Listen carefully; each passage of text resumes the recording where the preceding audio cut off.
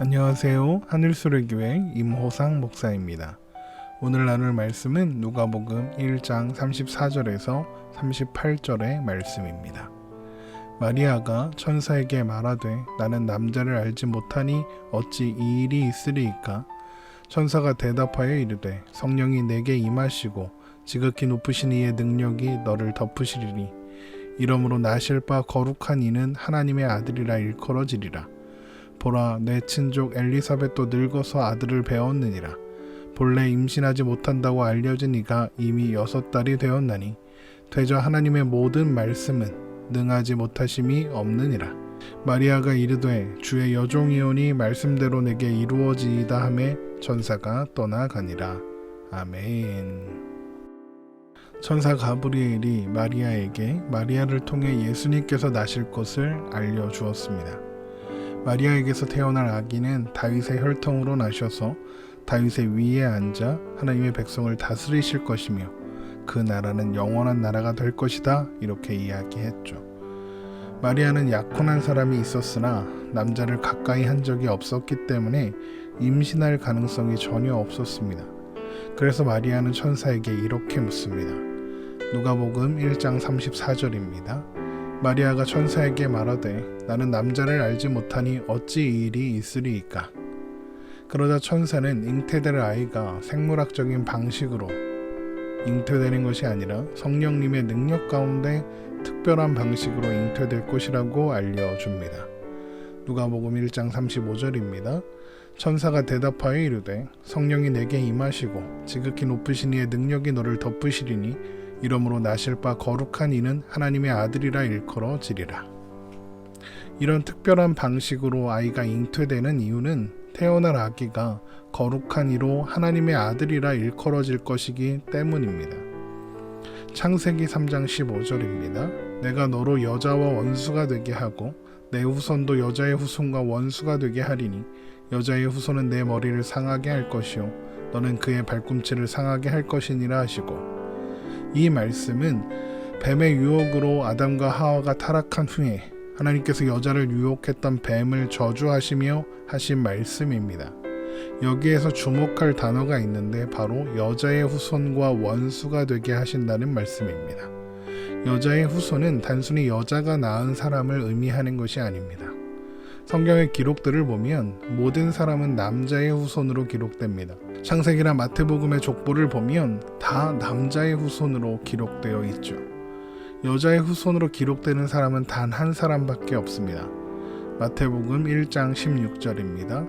야곱은 마리아의 남편 요셉을 낳았으니 마리아에게서 그리스도라 칭하는 예수가 나시니라. 바로 예수님이 여자의 후손으로 기록되는 유일하신 분인 것입니다. 결국 여자의 후손이 사탄의 머리를 밟을 것이라 이렇게 말씀하신 것은 예수님께서 사탄의 머리를 밟고 죄로 인해 죽은 존재들을 다시 살게 하실 것이라는 것을 의미한다는 것을 알 수 있습니다. 그렇기 때문에 마리아를 통해 태어날 아이는 보통의 사람들처럼 평범한 부부 관계를 통해서 잉태됨으로써 태어나면 안 되는 것입니다. 만약 평범한 부부관계를 통해서 잉태된 아이라면 태중에 있을 때부터 이미 죄 가운데 시작된 존재가 되기 때문입니다.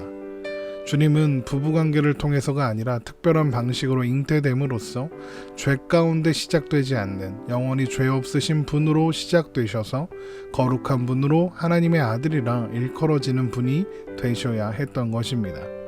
천사는 이제 마리아에게 마리아의 친족인 엘리사벳이 노년에 잉태하였다는 소식을 전하면서 마리아가 잉태할 수 있다는 것을 확증해 줍니다. 누가복음 1장 36절입니다. 보라, 내 친족 엘리사벳도 늙어서 아들을 배웠느니라. 본래 임신하지 못한다고 알려진 이가 이미 6달이 되었나니 대저 하나님의 모든 말씀은 능하지 못하심이 없느니라.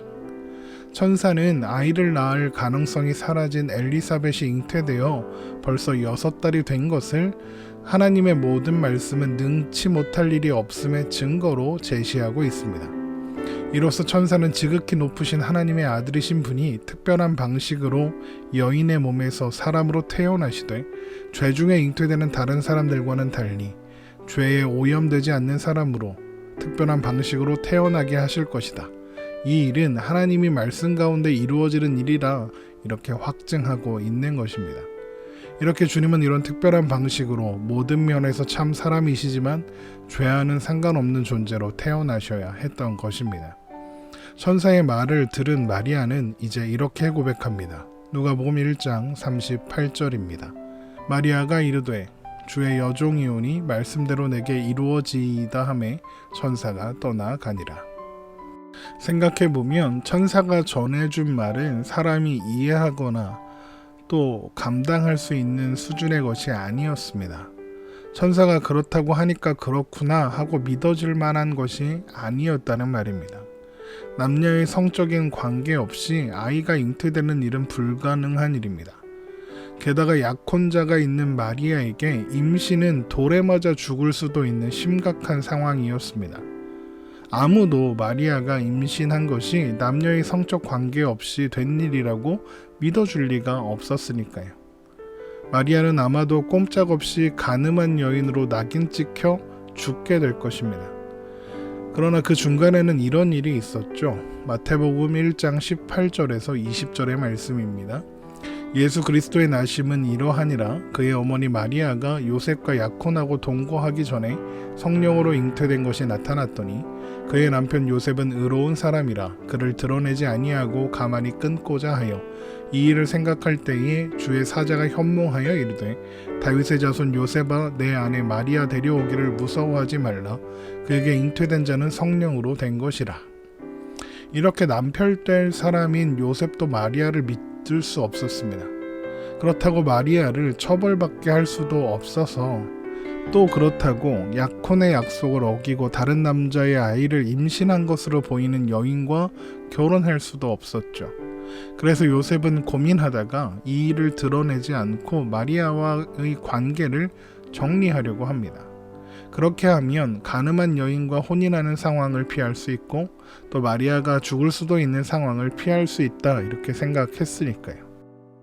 그러나 그때 요셉의 꿈에 주의 사자가 현몽하여 마리아의 잉태가 성령으로 된 것이므로 마리아를 아내로 삼는 것을 두려워하지 말라고 했기 때문에 마리아는 무사히 요셉과 결혼을 할 수 있었던 것입니다.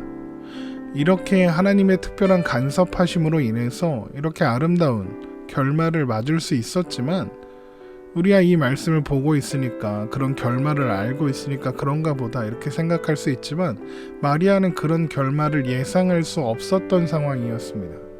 그럼에도 불구하고 마리아는 말씀대로 내게 이루어지이다 라고 고백하고 있는 것입니다. 이 고백은 나는 이 모든 것이 무엇을 의미하는지 알지 못하지만 그러나 하나님께서 선한 일을 하실 것을 내가 믿습니다 라고 이야기한 거예요. 이해할 수도 없고 알 수도 없었지만 신뢰한다는 고백이 지금 마리아의 상황에서 쉬운 상황이 아닌 것이었습니다. 마리아는 어떻게 이런 고백을 할 수 있었을까요? 마리아가 이런 고백을 하려면 엄청난 용기와 믿음이 필요했었을 거거든요. 그런데 마리아는 이런 놀라운 믿음의 고백을 당연한 것처럼 해냅니다. 어떻게 이런 믿음이 마리아에게 생길 수 있었을까요? 우리는 그것을 오늘 확인하려고 합니다.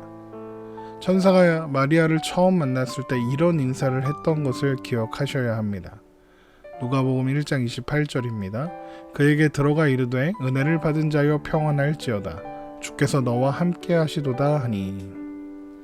마리아는 하나님께서 함께 하시는 은혜를 받은 사람이다 이렇게 칭해졌습니다. 여러분, 그리고 이것이 마리아의 믿음의 시작이라고 할 수 있습니다. 그리고 이것이 모든 신자들이 가진 바 믿음의 시작입니다. 에베소서 2장 8절입니다. 너희는 그 은혜에 의하여 믿음으로 말미암아 구원을 받았으니 이것은 너희에게서 난 것이 아니요 하나님의 선물이라. 이 말씀에서 은혜에 의하여 받은 하나님의 선물은 구원만을 이야기하는 것이 아닙니다.